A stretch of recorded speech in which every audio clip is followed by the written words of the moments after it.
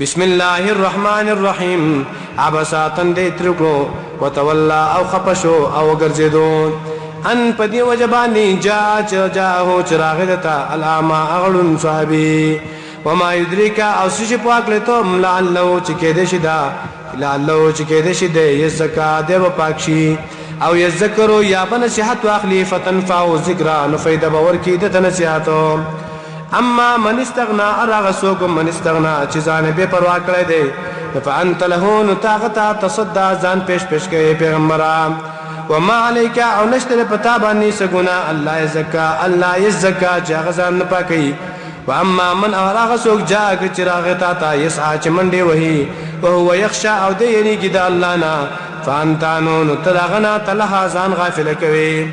كلا اجردا سند پکار ان یقینا تذکرۃ دایت نصیحت دی فمن شاء نچاج خخین ذکرون نصیحت دی واخلی دنا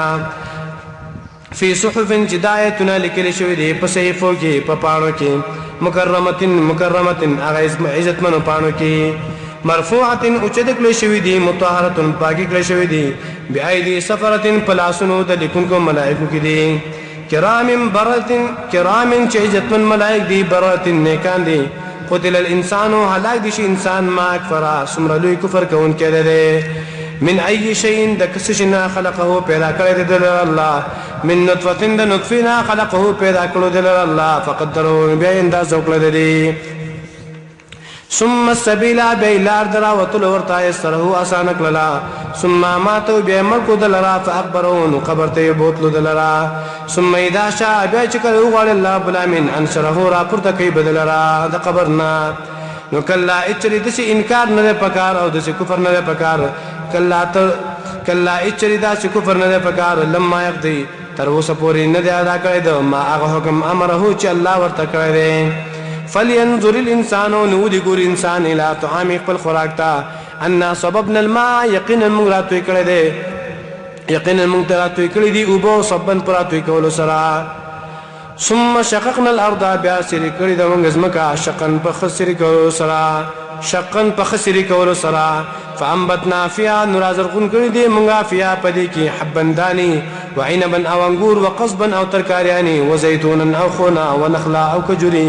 وحدائق او باغنا غلبا غنغن وفاكهه او مي وابا او غياغاني متاع لكم د پار د فیض استاسو ولانامکم او د پار د چرپایان استاسي فاذا جاءت الصاخه نکل چراشي اغوغنا اغش پیلی چکنون کی دا غوغونو لرا صاخه اغش پیلی چ غوغونه بکانه کی کله چراشي اغش پیلی چ اغه کنون کی دا غوغونو لرا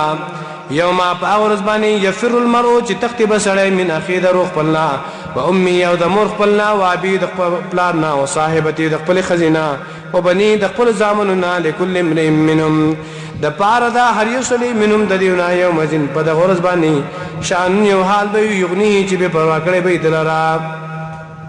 وجوه باز مخنا يوم ذن په د غرز باندې مسفرتن رناواله به ضاحكه خنددن کی به مستبشره اغه خوشاله به اللهم جل منهم